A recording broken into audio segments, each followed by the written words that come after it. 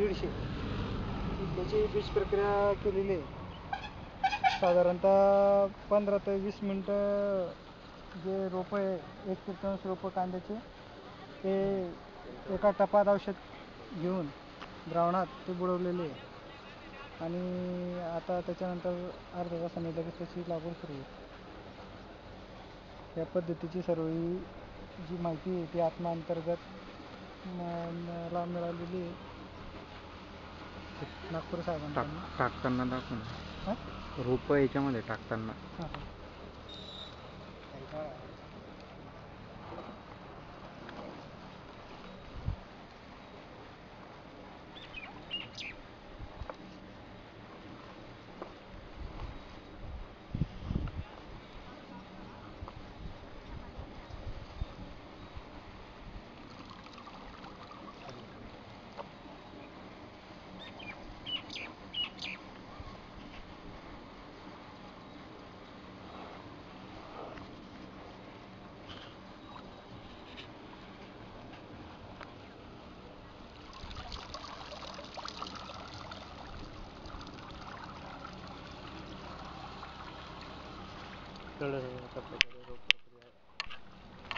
करण्यात आली असून चालू आहे ना. खाली बस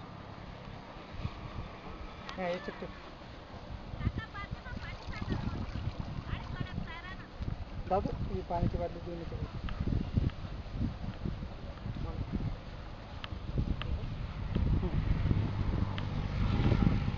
बोलून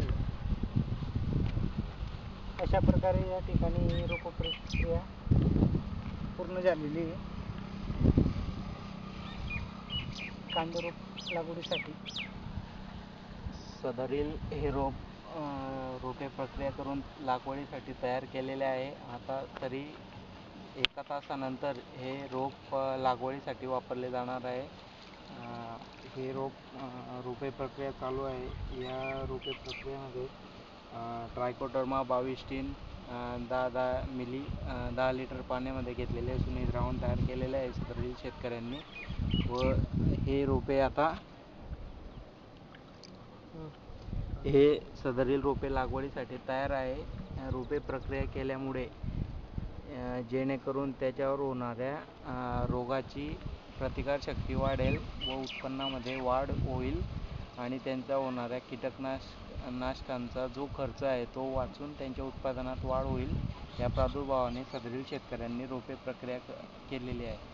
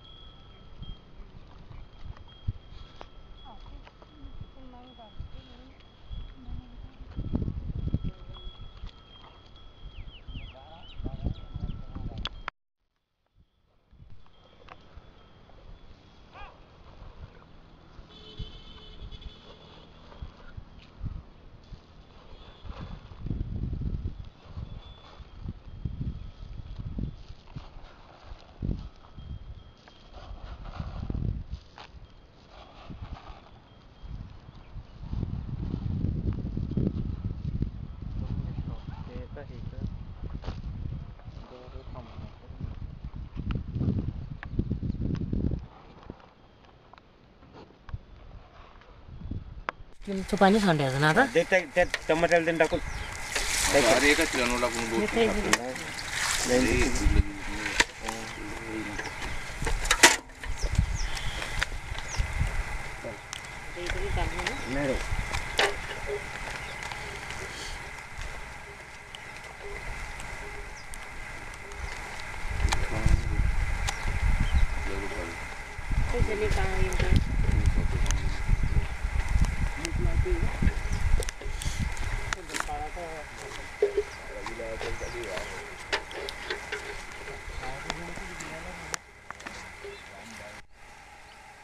तिकडची बाजू उचलून येतो तिकडची बाजू उचलून येतो हां 22 हां बस दोन्ही दिसली पाहिजे तर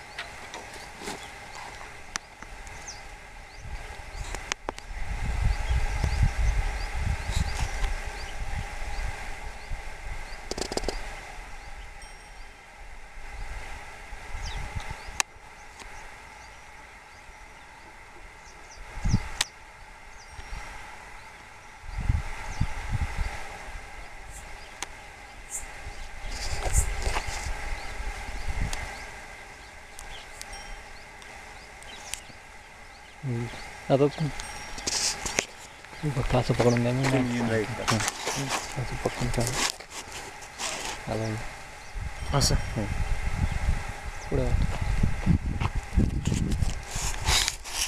याच्यावर बटन दाब नाही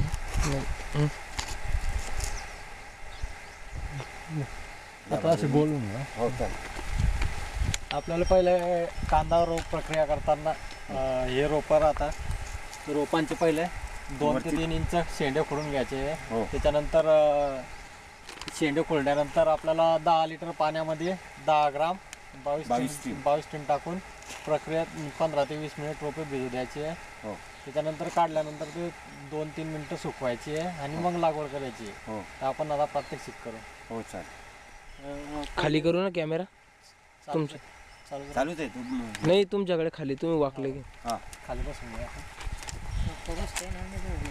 ठीक आहे तू बस 10 लिटर पाण्यामध्ये आपल्याला पहिले शेंडे खोडून घ्यायचे हां शेंडे खोडून घ्या कुठं वरती 2-2 इंच नाही आता कोण ना थोडी घे ना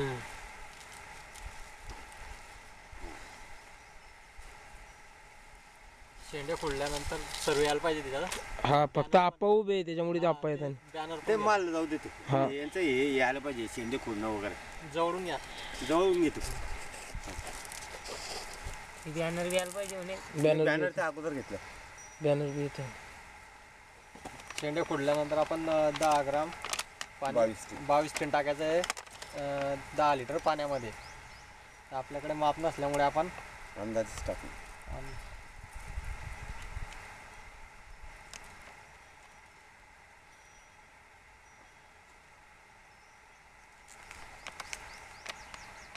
आणि ते आपण चांगला हलवून घ्यायचं आहे जीपे काढी घे रे ते पुराणाची काढी किती तेच घेते हलवते येत ना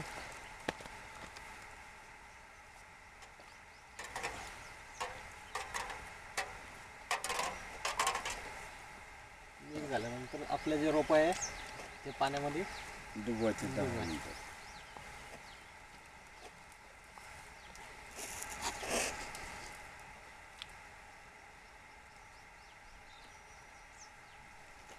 10 ते 15 मिनिट पाण्यामध्ये डुबवून ठेवायचे रोप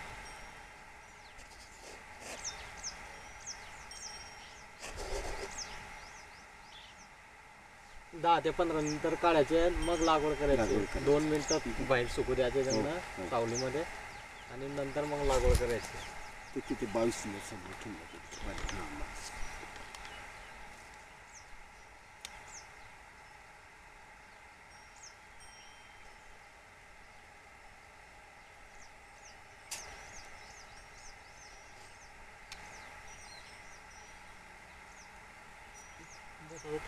त्याचं द्रावण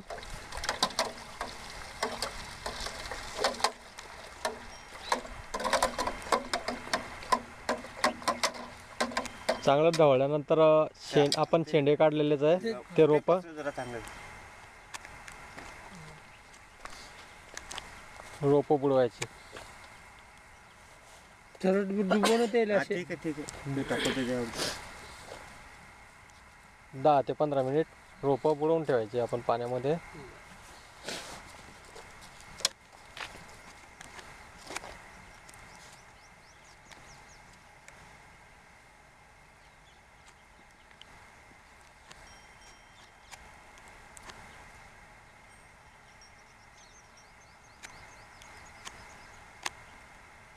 दहा ते 15 मिनिट झालेले आता रोपं काढून थोडे 2 मिनिट बाहेर सावलीमध्ये त्यांना सुकवण्यासाठी ठेवायचे थांब ते पाणी पडू दे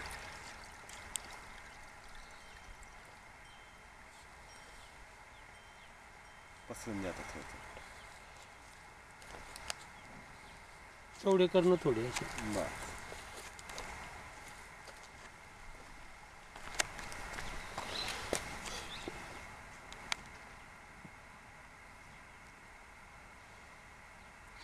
आता त्याची लागवड करायची आहे आपण 2 मिनिट झाल्यानंतर.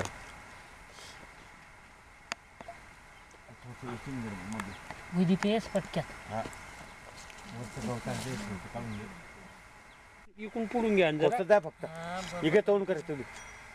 हां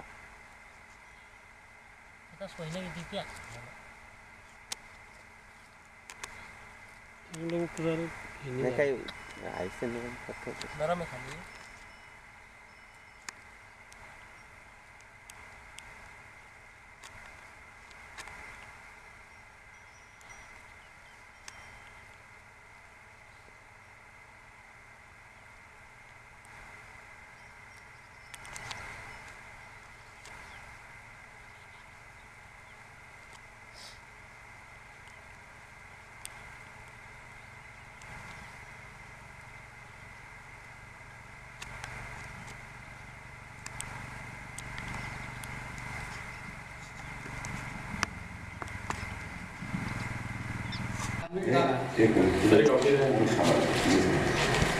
मित्रांनो, आपण एक बीज प्रक्रियेसाठी घेतलेला आहे. पण बीज प्रक्रिया का करावी हे पहिल्यांदा आपल्याला माहिती पाहिजे. तर बीज प्रक्रियेमुळे काय होतं, बियाण्याची उगवण चांगली होते, त्याची उगवण शक्ती जी आहे ही वाढते.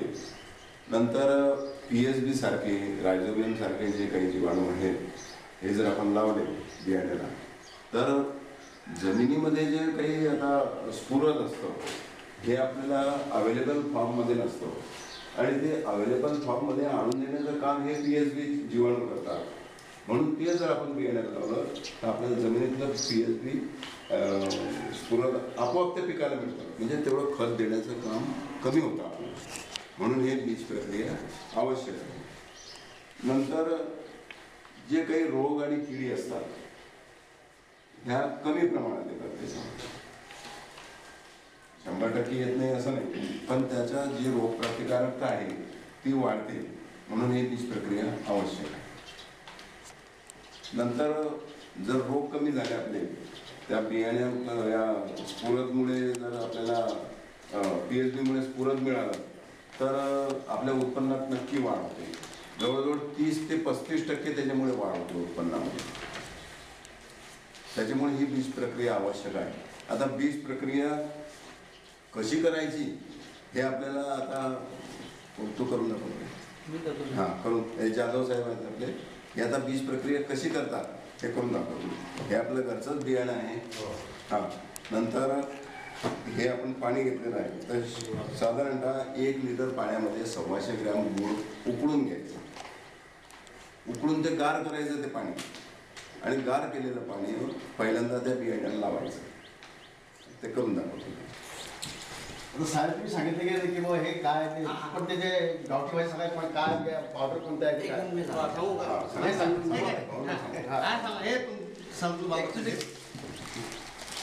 हे जे PSB आहे ना म्हणजे आपण कसं लावतो याच्यात 2 वर्ग असतात आपले, द्विदल आणि एकदल.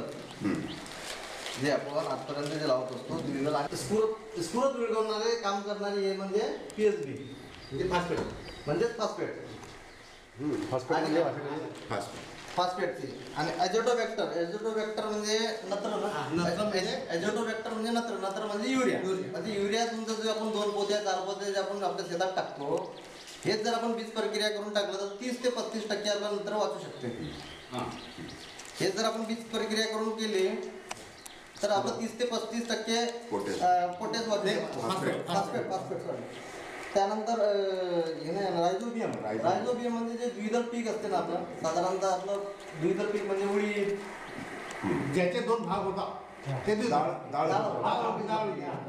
झाला तर त्यासाठी जे आपण रायझोबियम वापरत असतो. साधारणतः आपण एखादा जर घेतला हरभऱ्याचं झाड उघडला किंवा तुरीचं तर त्याच्या जे गाठीवर मुळांवर जे गाठी असतात एवढ्या ते बारीक बारीक गाठी असतात ना ज्वारीसारख्या ते काम म्हणजे त्याला जो असते ना त्या गाठी ते म्हणजे ऍक्च्युली नत्र स्थिरीकरणाचं काम करत असतात. तर असा हा त्यांचा कार्यक्रम म्हणजे वेगवेगळ्या पिकासाठी वेगवेगळ्या आपण याचा वापर करू शकतो. कपाशीसाठी आहे ना, कपाशीसाठी चालतंय. कपाशीसाठी सुद्धा चालतं नाही.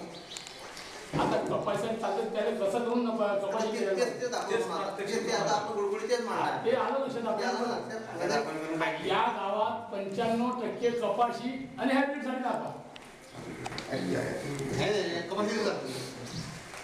एक सांगतो, ॲझोटोबॅक्टर जो आहे की नाही, आता आपल्याकडे ॲझोटोबॅक्टर म्हणजे हे पुढे हे कोण्या पिकाला चालते? कपाशी, ज्वारी, मका, गहू, भात, तृणधान्य, सूर्यफूल, तीळ वगैरे वगैरे. आणि हे किती पाहिजे? 25 ग्रॅम, म्हणजे 1 किलो जर बियाणं असेल आपलं हे, तर याच्यातून फक्त जे येतं 25 ग्रॅम म्हणजे 10 किलोला एक पॅकेट चांगलं. 10 किलोला एक पॅकेट 800 ग्रॅम. आज जास्त लावलं तरी काही हरकत नाही, खूप महाग नाही. विषय कसा साहेब, आता हा एक पाकिट ते जे थैले असते ते 450 ग्राम बियाण्याचे. आता हे बियाणं कोणी वापरत नाही. बियाणात पिशूत याचाच वापरला जातो, बरोबर आहे. तो त्या बियाणाला लावला, त्या बियाणाला लावलं पडेल का? हो, बियाण्याला चोळायचं ना, त्या बियाणाला चोळूनच समजा ते पेरणी करायचं आहे. एका किलोला 25 ग्राम, त्यामुळे 25 1 किलो म्हणजे